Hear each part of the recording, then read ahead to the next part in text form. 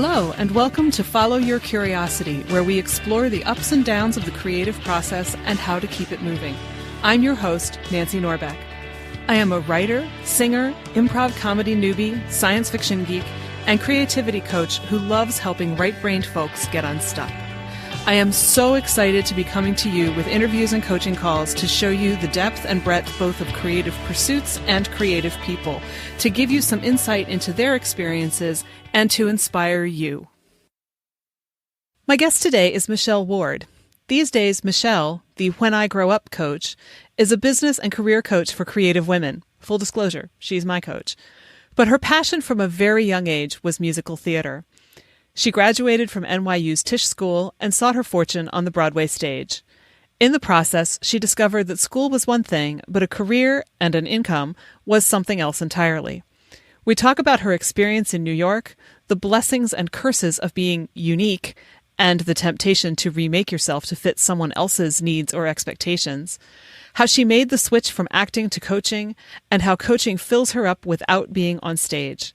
Here's my conversation with Michelle Ward. Michelle, thank you so much for talking to me today. I'm really looking forward to this. Oh, well, thank you, Nancy, for asking me. I'm happy to be here. So, you have such a really interesting creative history. That's true. Yeah. And so I'm wondering, when did you decide that you wanted to do acting and singing and stuff like that? I mean, were you like a wee little squirt? I was a wee little squirt. I mean, I don't remember the exact moment I went this is what I want to do for my life. I don't remember that kind of epiphany, but what I remember is I did my very first show when I was 6 in first grade. I did Snow White at the local Y. Oh, cool. I was a bunny rabbit with my friend Wendy. And I remember I had one line, and the only way I knew it was time to say my line was when the whole stage got quiet for more time than they should have. And then I knew that was my line. I distinctly remember that. And then theater was something I kept doing. And I do remember, this is going to sound so egotistical, but I'll say it anyway. I remember the moment I realized I had stage presence. I was taking a class when I was maybe in 6th grade, 5th grade. And I was taking an acting class and we had our showcase. And I was like, oh, I think I just got something. I think I figured it out, or I got something. And I think that was the point where I was like, oh, okay, I like this. And I feel like I know what I'm doing. And that's when I started doing comedic roles. And once I started doing comedic roles, and that was it. It was written that that's what I wanted to do. That's cool. What did your parents think when you said, hey, I want to go be an actress? It's really interesting, and I give them so many props because I do not come from this family, despite the fact that my father's first cousin was Patsy on Happy Days. I don't know him. Wow. I don't know him. We had no relationship, but he's my dad's first cousin. I do not come from a show business family or even a very creative family, and so this was very out of the norm for everybody. My parents were very supportive, while I think also being very worried. But they kept their worriedness, if that's a word, more on the inside. And I remember my mom specifically saying, when I said I wanted to be an actor and I wanted to go to college for musical theater, she's saying something to the effect of that's a really hard life. And I wish that your life didn't have to be that hard. Mm-hmm. When I got into accepted NYU early decision, my dad opened up the envelope by accident because we weren't expecting an answer for another month, but they sent it early. And me and my mom were at an interview for a different college. And I came home and there were balloons everywhere. And I looked at my mom and I was like, what's going on? It was some random day. And I looked at my mom, I was like, what's going on? She's like, I don't know. And my dad was in the living room and he had been obviously emotional and crying. And he's like, you got into NYU and it's the Harvard of musical theater schools. And I found out, and he's like, and you're going and we'll make it work. And afterwards, they both admitted to me that they never thought I was getting in. They're never, and not because of your talent, but because you're a middle-class white Jewish girl from Long Island. So there was that piece of them being very supportive and understanding, especially when they had no no idea, no semblance of this at all. But also like, I think they would have been happier if I wanted to do something a bit more traditional. Mm-hmm. They were great. So when they told you that they didn't think you'd get in, what did you think about that? Oh, I mean, it was like an immediate insult. It was just like, what do you mean you don't think that I would get in? And they were like, no, it's not because of your talent. It's because we know there's just so many spots and we didn't think that. I was like, okay. They were, though, I remember they didn't want me to apply to any conservatories. Mm-hmm. They didn't want me to apply. They wanted me to go to college and get a more well-rounded education, instead of just going to Boston Conservatory or CCM or one of those other, programs. So I remember that was kind of like a condition for college. And I was like, yeah, okay, that's fine. I don't know. It didn't bother me. So that felt okay. Yeah. Well, it's not like you were at, Podunk U. No. Yeah. So 1,000,000%. Right. Right. Or like, it wasn't like they said to me, well, if you want us to help you with college, then like, you need to be an accountant. Like that wasn't right. That wasn't it at all. Right. So how was it when you got to school? Was it like you expected it to be? Yes and no. I mean, it's interesting because when I went to high school, my junior and senior years, I went to a half-day performing and creative arts school for musical theater. And so my junior and senior years, I spent my mornings at my regular high school with my normal academics, and then my afternoons at this FAME school, which anyone who is our age knows what I'm talking about. And it was like exactly like the FAME school. Mm-hmm. And then I'd go back to my school for, chorus practice and, show rehearsals and whatever. And so I think I already got that sense of like what it's like in that school setting. But, it was interesting because when I got to NYU, I had 4 roommates. So we had a suite. And I had 4 roommates. And by the end of the first year, the 3 who were not in the acting program left and transferred out. And I think... Oh, wow. And which is interesting. And I think that they found it very hard to find their group of friends and have that social life. And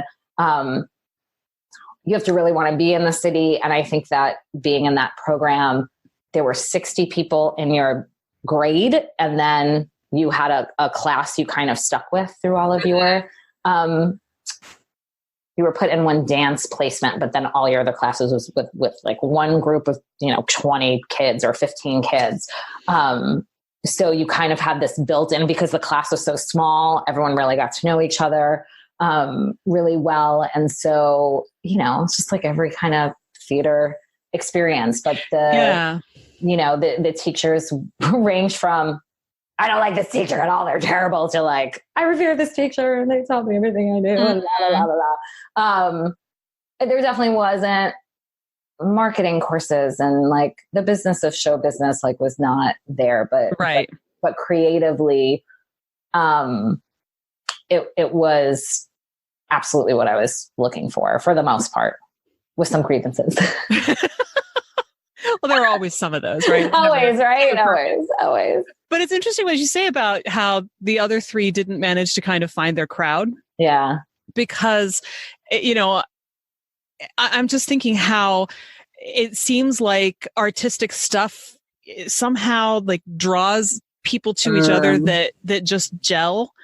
Like my college choir was basically my not sorority because it was a mixed choir, but still, that was like my primary social group was the people in the choir, to varying degrees at varying times. But still, it was like that was the thing that kind of anchored my life, in a way that my classes and my hallmates and people like that didn't do. And I don't know. I mean, I'm literally thinking out loud here. Like, is it just that we've all got that common interest? Because you can have, a hall full of engineers, and I don't know. Well, actually, with engineers, maybe, because they'll like build stuff and break things. Yeah, right. And whatever. Right.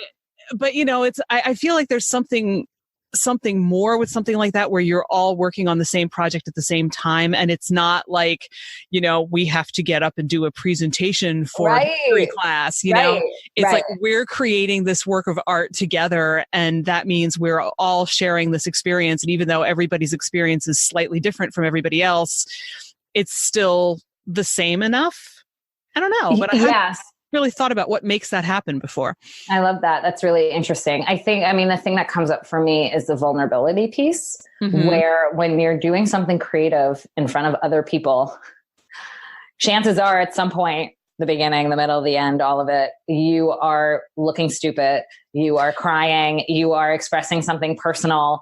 And obviously, acting through the lens of acting, I'm sure painters have different experiences, but if you're in a painting class with a group of people, obviously whatever you're putting on the canvas and you're talking to the teacher, like that's a piece of you if you're doing it well and doing it right and putting those walls down. So I think that it's very easy in something like a choir or a theater class or that sort of, or I would think an author group or a writer's group, when you're personally attached to what you're working on and disclosing certain things about yourself and kind of being forced to work together.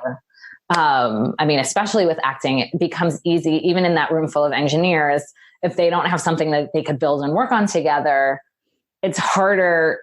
You have to actively strike up a conversation, talk to people, introduce yourself. Whereas if you're a theater major, you can just sit there and within 10 minutes, you're going to be doing mirroring exercises with someone and making weird faces and be like, hi, or kissing them or whatever, whatever. And you're like, I don't remember your name. Vulnerability.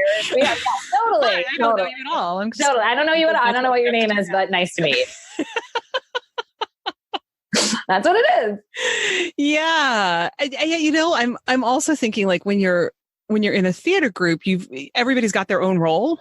Yeah. Whereas when you're in a choir, each part has its own note, but you're still, if any of those things is missing, you don't have the whole result, which is also true in theater. But somehow it's like with a choir, somehow you have to all come together and be the same thing somehow. Yeah. So yeah, even I'm thinking like in a band, it's sort of that way, but it's not. I'm not sure it's quite the same. I'm probably thinking about this way too much now. It's going to be interesting. I feel like we'll be like emailing in a week and be like, I'm thinking about this more. And like, here's also the other thing. And it's weird with choirs and like, especially a cappella groups. Oh like my God. Anyone I've known that's in an a cappella group, like that is the social, like, sorority. And I don't know why. I talk to someone in an a cappella group, they could probably explain it better than I can, but I'm always like, why is this now like the only group of friends? And yet, I just talked to Bill Payne about a week ago. He's my college choir director. And I said to him, I feel like you were auditioning us for personality as much as for how we could sing, because we all did have the same kind of crazy, goofy way of looking at things. Yeah. But and I think that's got to be part of it. Yeah. But there's also that sense, I also talked to him about this, which is why it's fresh in my head, of, if somebody was out of tune, and he would stand there and he would say, fix it, or I'm going to make every one of you sing this note individually, which literally like put the fear of God into you. So it was like, I am going to tune the living hell out of this song because I don't want to have to sing it myself. Right. But I think that it does. Like, there are books and studies and things about how, like, when you sing in a choir, your heartbeats sync and stuff like that. Oh, wow. So I'll bet there's something wild and interesting to all that super interesting. Get off on a tangent on for the next half hour. Yeah, exactly. Right.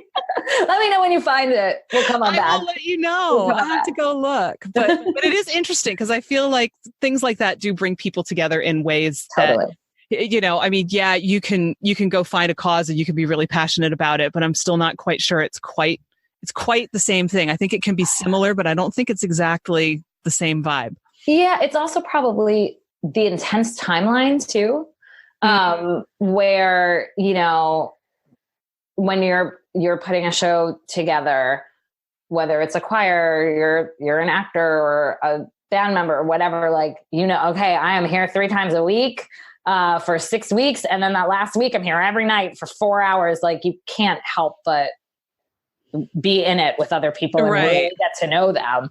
I once did a show called Plain and Fancy, which is a musical about Amish people. It is 3.5 hours long. And man, like the cast had so much fun because we would be off stage so often. And the musical was so tedious that like, and then you just bond over that of just, okay, I now have an hour until my next song. Like, want to go play cards or goof off in the wings or go get a Slurpee in our right. Because you've got plenty of time. Yeah, right. Totally. Which is so surreal. It's like there's this show going on, but you can just leave that world and run to the Wawa and run back. And, totally. Wow. So how was it for you when you started to realize that this might not actually work out as a whole career aspiration thing? Yeah, it was pretty terrible.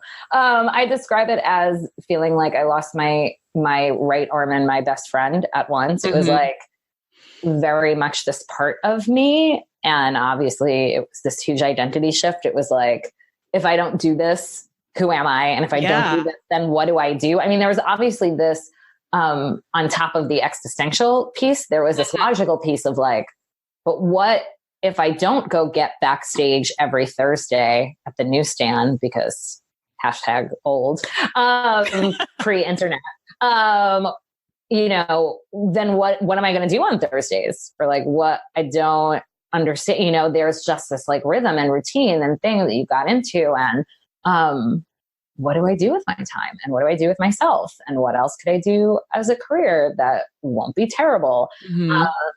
So I think, and there's also, I think when you want to succeed professionally in a creative field, there's very much that outside piece of like, everyone told me it'd be hard. Everyone expected me to fail. Right. Now I'm going to admit that I fail. Like now I'm a failure. And so trying to reconcile that piece of, feeling like, no, I'm not going to give up.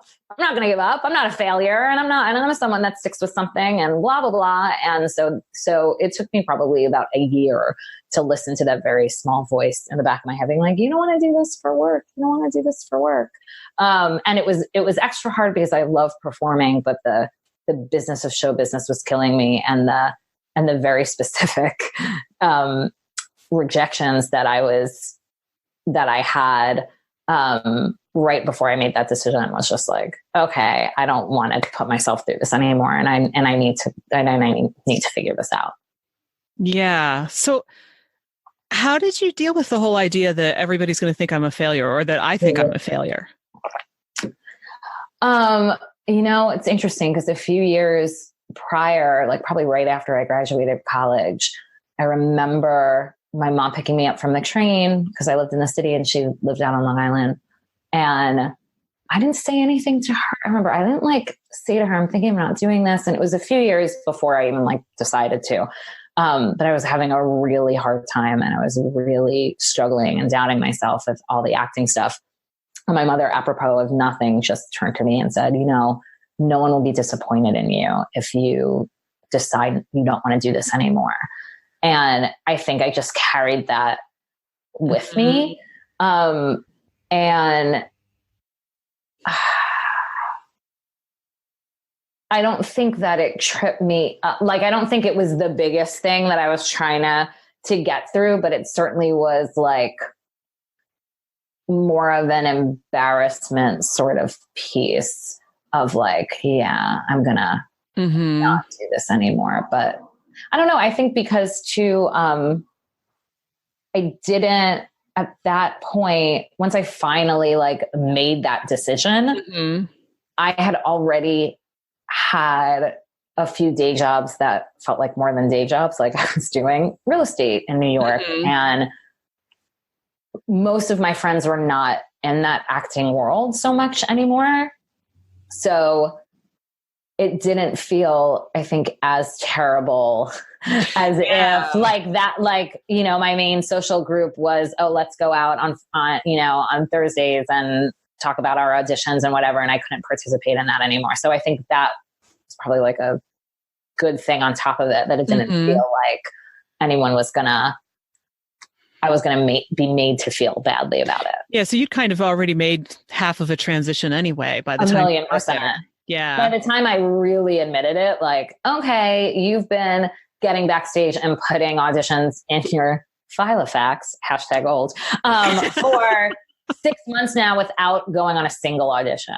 Like you've been, I got my real estate license to do real estate to support the acting stuff. And yet I wasn't doing any shows. Right. You're working in real estate, you got to work 7 days a week. Like, so it was that, it was that sort of thing. Interesting. Mm-hmm. Mm-hmm. And I know you've mentioned to me a couple times that you were getting rejections along the lines of, "You're great, we just don't know what to do with you." Yeah, that was the worst thing ever. Yeah. And I'm wondering awful. like what you can say about that, because I think a lot of people know that feeling and don't really know what to do with it. I don't know if you do or not, but since you've been there. I mean, I don't know what good advice. Leave the business immediately. I think it was very, like, I almost feel like it would have been easier to just feel like I have no talent and no one wants to hire me and I should just pack it up because I'm not really very good. Like, I almost wanted that experience, but to be told, like, there was this one audition that I made it to the last round, and it was a show that wound up playing off Broadway for a very long time. And it was exactly the right show for me, despite the fact that it wasn't a musical. But it was one of those like Tony and Tina's wedding type shows where the actors that they were hiring to open the show were also going to like get co-writing credits. Like we were going to improvise the show together and write it. And I came back like 3 or 4 times and I got a phone call from the director. And so I'm like, oh, I got this. I got it. The director's calling me, right? Because anyone that's in this world knows, like, the director's not calling you unless they're offering right. you. And he was very nice. He's now a huge producer and produces Broadway and has his own theater. And he was very, very nice and said, like, I wanted to call to tell you what an amazing job you did. And you're so unique and you're so different and you make such different choices that I don't know what to do with you. And I don't have a spot for you. And I remember saying to him, I could be less unique and different. I could be less. And I got frustrated because I felt like they didn't test me in that way in the audition. Like, they didn't ask me, can you tone this back? Can you make these sorts of choices? Like, they didn't give me the opportunity to do that. And so that was just particularly awful because that was like, well, here's all of my training and here's me making the impression and making the choices that are different from other people's choices that are obviously working. Otherwise I wouldn't have made it till the very end. But it's very, I had a casting director who I auditioned for 1 million times for like every, musical theater tour in the world. And I remember the very last time I auditioned for him, I went in after not auditioning for him in a while. And he's like, oh, I remember you and blah, blah, blah. And he had a new associate there. And he's like, oh, she's amazing. And it was for Oklahoma. And he's like, she would be an amazing Ado Annie. Like, go sing Ado Annie for us. And I sang it. And he like clapped at the end. And he said to his assistant, he's like, see, amazing, perfect. And he's like, it's too bad. Like, Ado Annie's been cast. We always have our Ado Annie's cast. And he goes, but I'm going to think of a role for you. And like, I'm going to come to you with a role for you. I just need to figure out what it is. And you're like, okay. Like, it just makes you feel like there's no place for you. And I think that if it was, I don't know. I mean, if I was going through that now, I think that I probably would have embraced more of like, let's write and do my own material and create my own roles for myself. Which is kind of what I wound up doing as a quote unquote grown up once I left that world a little bit.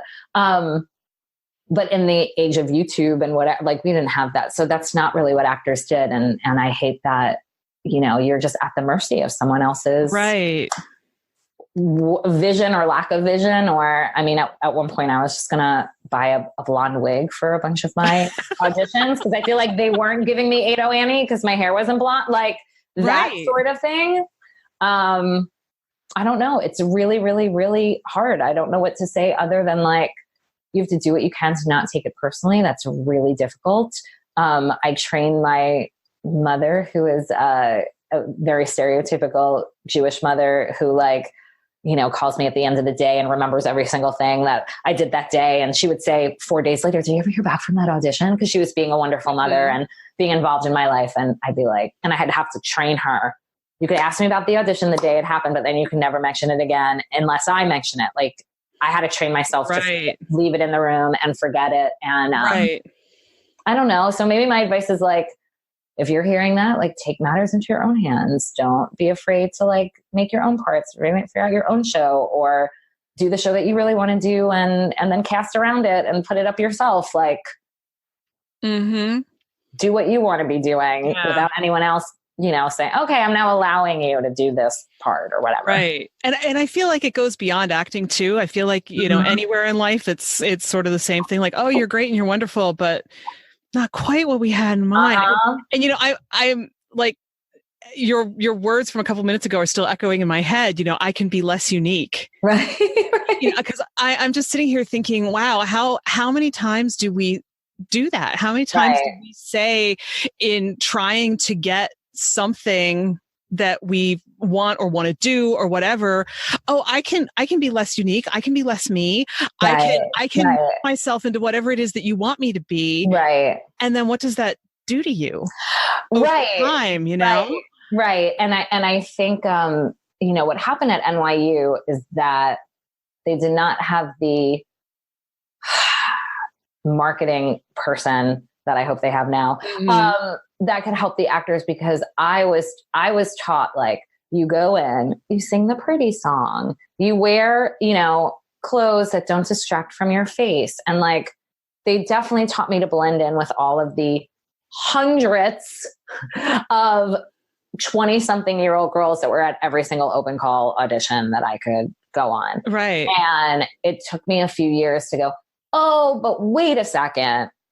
I'm not the ingenue. I don't get cast as the girl who sings the pretty song and stands there in the bland dress. I get cast as the character actress. I get cast as the best friend. I get cast because I sing really freaking loud and I'm funny. And like, I'm not doing myself any favors by kind of burying the lead. And so I think what probably made it a harder experience for me was that at the time I was hearing all of this feedback.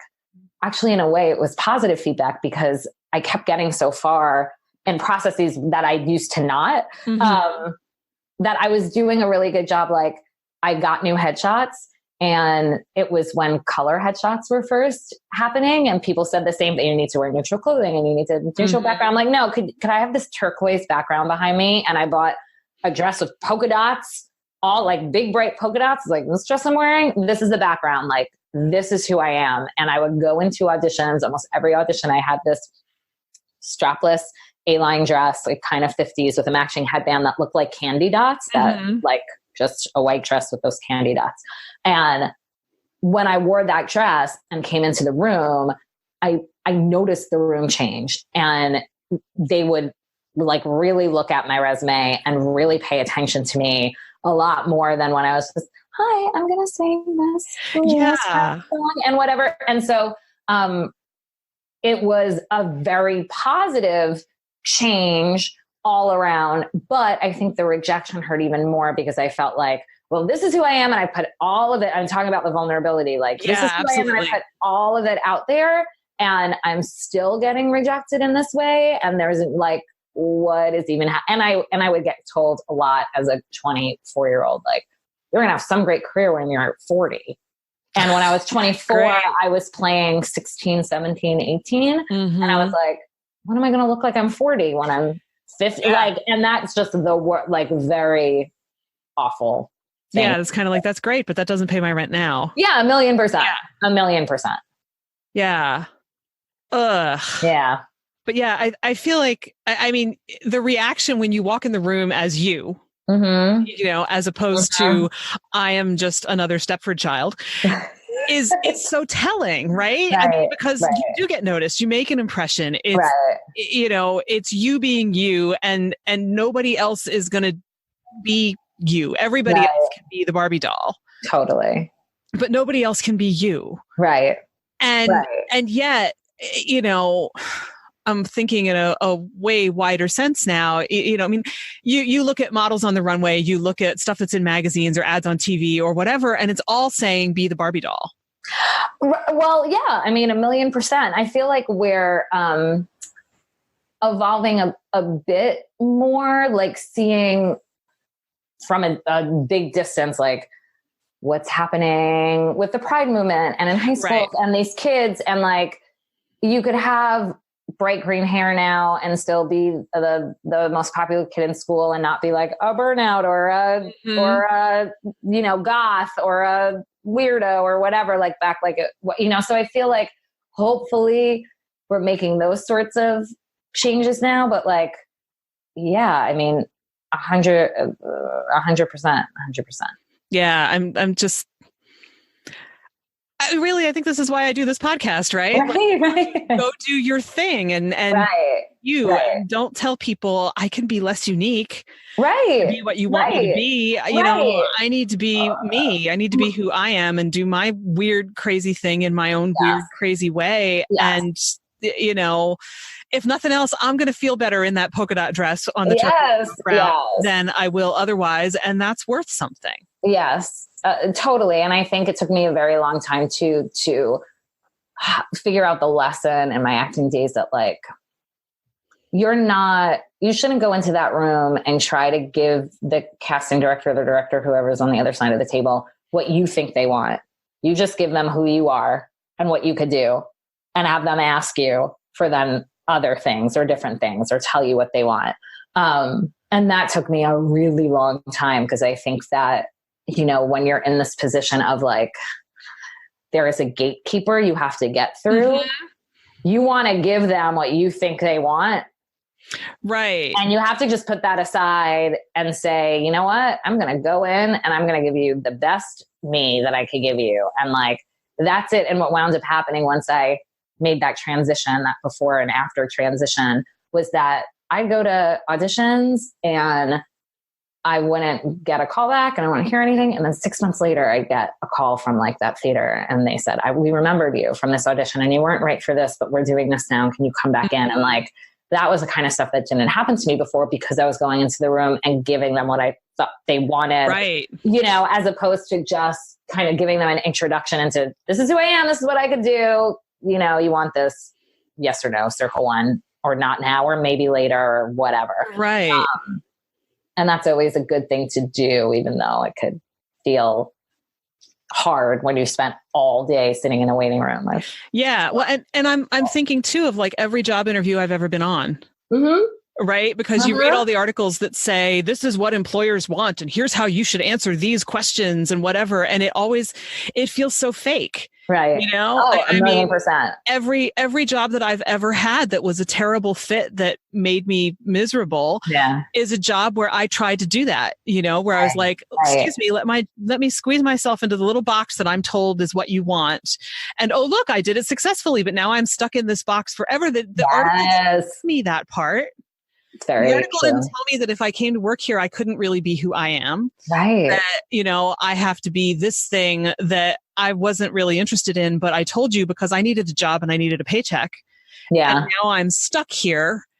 They didn't tell me what to do when this part happens. Right. That's not what they're about. They're just going to help you get the job. Nobody talks about that part. Yeah. Yeah. And that's what's so deadly. Oh, 1,000,000%. And we, I like the advice they give sometimes about job interviews that like, you have to remember you're interviewing them as much as they're interviewing you, but it's very hard to remember that when you're the one going, I want this job. I hope I get it. I mean, unless you're like not in dire need of a new job, in which case I think you can really do something with that. And it was a very long time before I heard the whole you're interviewing them too thing, which is the power piece of it, right? Like you don't have to take that job. You go in and you think that they have all the power and it's going to screw you up. Whereas if you go in and remember that, hey, this is my choice. I don't have to take this job. I have to make sure that you're really where I want to be, that we're a match. Yeah. Then it's a totally different story, but nobody tells you that. Right. For sure. It's all, you have to get a job because you have to pay your rent and you have to pay your bills and, you can't live in mom's basement forever and all of that. Right. So all the pressure is backwards. Yeah, I hear you. Yeah. I agree. But yeah, I'm kind of anti-boxes.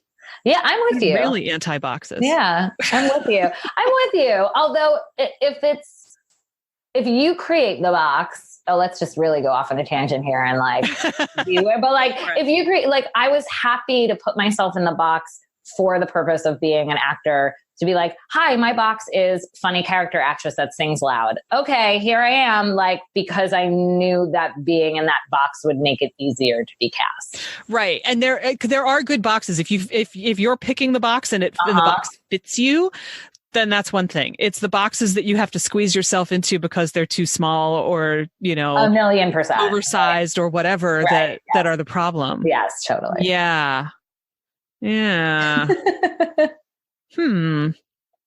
So you got out of all of that, and you actually, this is such a good segue, you actually help people make their own boxes now. I know, it's so funny. And I'm wondering, like, when you made the decision that you wanted to help other people figure out what to do with their lives, how did that segue for you from acting into, I mean, I know you had like an in-between period, but like, how does it like meet the same creative needs for you that acting did, or doesn't it? Maybe it's all different. Yeah. I mean, it's definitely a different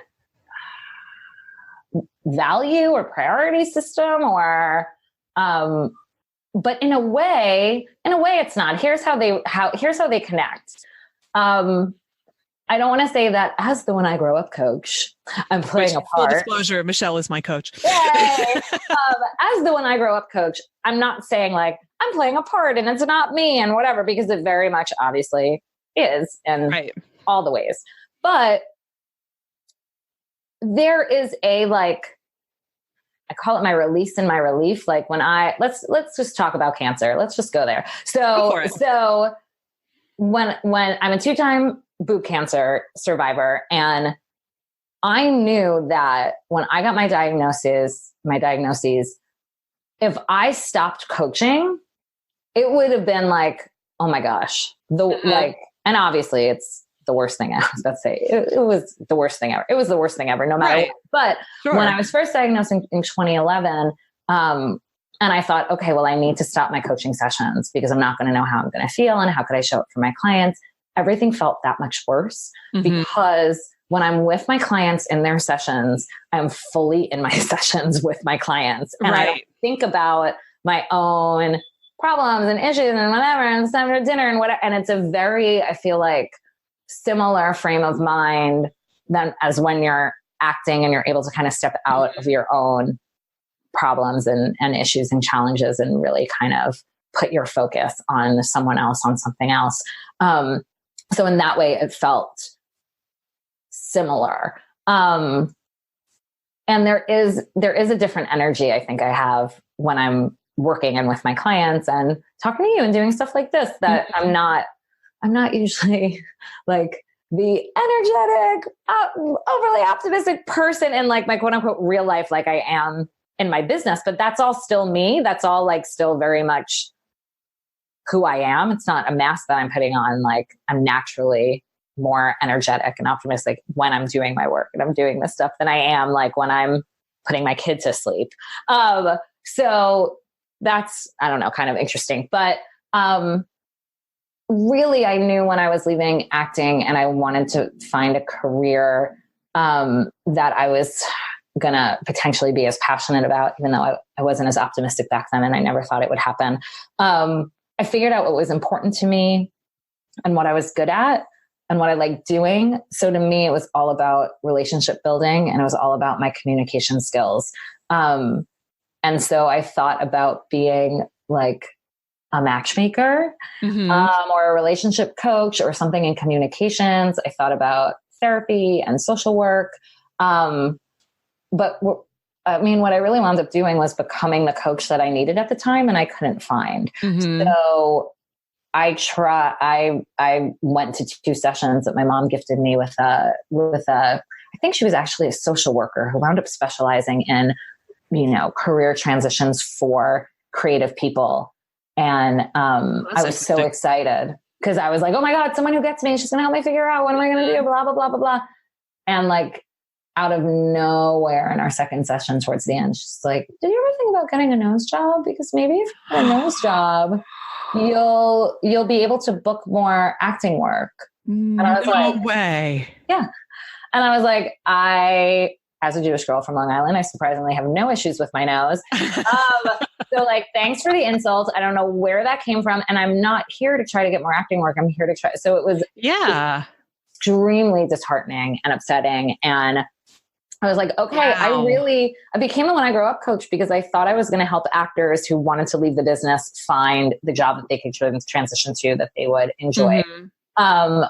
If you asked me back in 2007, 2008, I'd be like, yeah, that's who I work with. And that's what I do.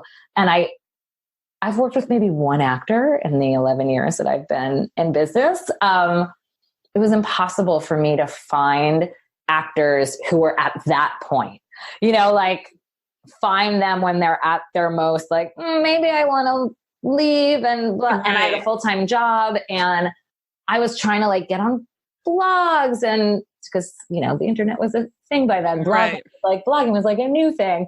But actors weren't on like in social media groups and weren't reading the backstage blogs. And, it was very strange. So I wound up kind of doing the opposite, which yay, thank you, universe. This worked out even better. Like people who want to get out of the less creative things they're doing and discover, launch, and build their dream businesses that really play into their creativity and the right hand side of their brain, whether it's like a quote unquote artistic business or not. Like, mm-hmm. You don't have to be someone who wants to be a painter or an actor or whatever, but usually my clients feel like whatever they're doing now for work does not feed into their own strength and skill set. And the creativity is a really big piece of it. And they're highly creative women and they're multi-passionate and they're super smart and they're very ambitious. And so, they need those boxes to be checked. And when they're not, they're like, okay, what can I do that'll check those boxes? And so now I'm helping these women live their lives with more creativity and big ideas and fulfillment and all that good stuff than they would otherwise. So that's I'm thankful of that every day. So that's still, does it check any of the same boxes that acting did for you? Oh, right. That was a question. I mean, it definitely, the relationship building piece and the community piece, mm-hmm. For sure. When I'm speaking, I'd love to do more speaking gigs as long as they don't take me away from my family too often. I've taught 2 classes on a platform called Creative Live. And for mm-hmm. anyone who's not familiar, it's a really interesting concept. They have probably thousands of classes on demand at this point that you can purchase that are all creative or business focused. But when the class is like, they have classes on live and then they record the classes and they sell them. Well, when the classes are on live, they're free and you can mm-hmm. watch them in real time. And the first time I was on Creative Live, I think was 2013. And you're essentially in a television studio. Oh, wow. There are 2 like television grade cameras on you. They have a host that will introduce you and take you in and out of the breaks and feed you questions from people that are in a group chat. You have a PowerPoint presentation that has like your notes in front of you. So there's kind of a prompter thing going on. And then there's like a quote unquote live audience. You have students there. For my first class, I think I had like 10 students or something like that. And for anyone else, I know it's like, you could be a wreck, right? And like, mm-hmm. I think when I was on live, they would say like, oh, 10,000 people like are on live and watching. Wow.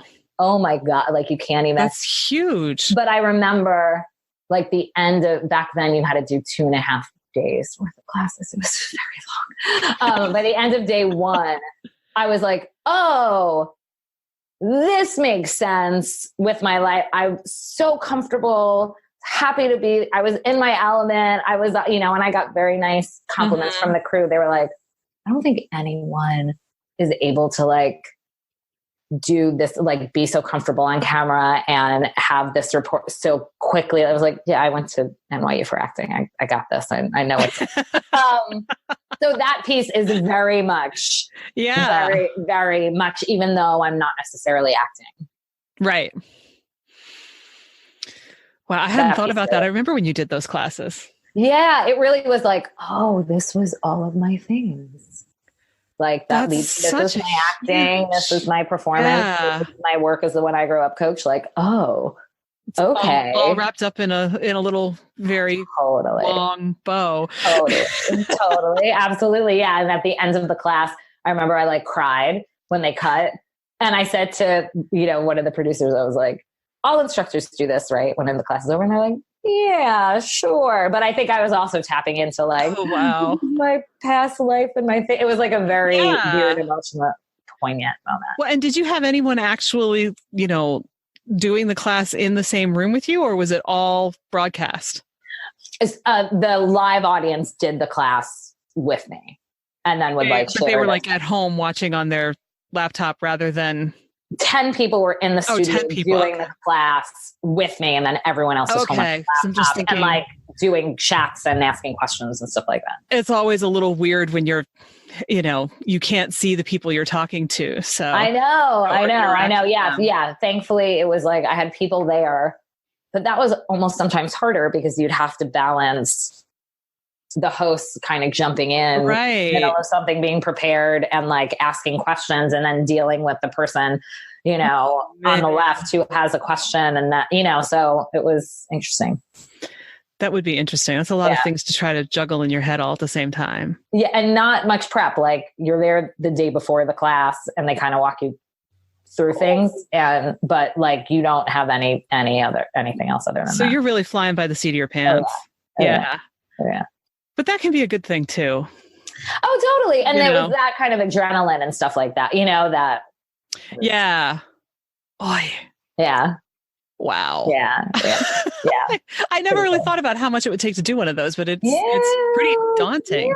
Yeah. And I laugh because at that point they were, fairly new, and they, would bring on a lot of like internet gurus, quote unquote. And I would say to them like, someone could be a really amazing blogger, but probably not be able to do it. And they're like, yeah, we know, but like, they don't test. They didn't have me like send them videos of me speaking or anything like that. I was just able to pitch the class through a contact, and they're like, great, we're interested in this class. But they had no idea how I was a teacher. Oh, wow. That is being really new and brave on their part too. Totally. Yeah, totally. Oh, yeah. So since courage has come up, what do you think about courage? What have you learned about courage? Because I think, having done what you did, especially as a kid and in college and everything, I mean, that takes a lot of courage to go and try to do the acting thing and then to transition into something else. Yeah. Well, thank you. Or stupidity. I don't know, one or the other. There's a very fine line, I think, in between those two. 100%.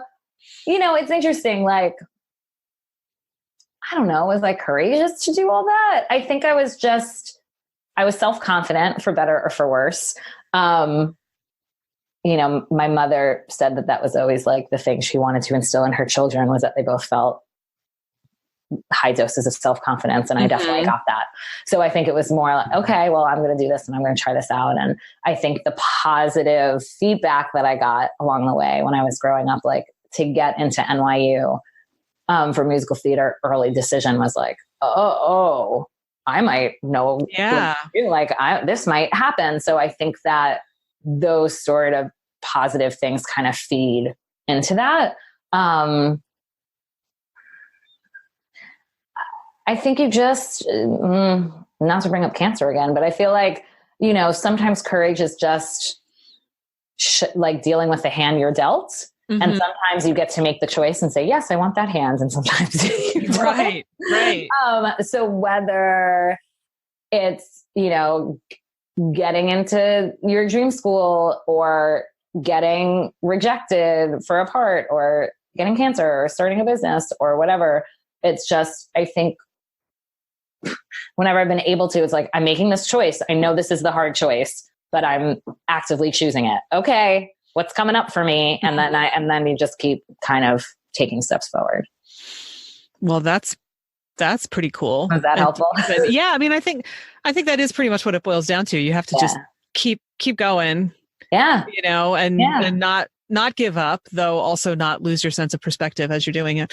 1,000,000%. And just try to remind yourself, well, this is my choice. Like I was the one that chose to audition for the show. I was the one that chose to take, 10-day jobs instead of being a quote unquote normal person. Like I chose to, and it's hard, and you have to deal with what comes back to you. Well, for sure. Definitely. I think that's a really good place to leave things. Yay, let's do it. I know. I can't believe time just flew. I know. It always does. But thank you so much. Thank you. It's been really cool. Oh my gosh. So, me too. Same. Cool. Same. Same. That's this week's episode. My gratitude to Michelle Ward and to you. Please do share this episode with a friend who would appreciate it. Thanks. You can find show notes, the 6 creative beliefs that are screwing you up, and more at fycuriosity.com. I'd also love for you to join the conversation on Instagram. You'll find me at fycuriosity. Follow Your Curiosity is produced by me, Nancy Norbeck, with music by Joseph McDade. If you like Follow Your Curiosity, please subscribe, rate, and review on Apple Podcasts or wherever you get your podcasts. And don't forget to tell your friends. It really helps me reach new listeners. See you next time.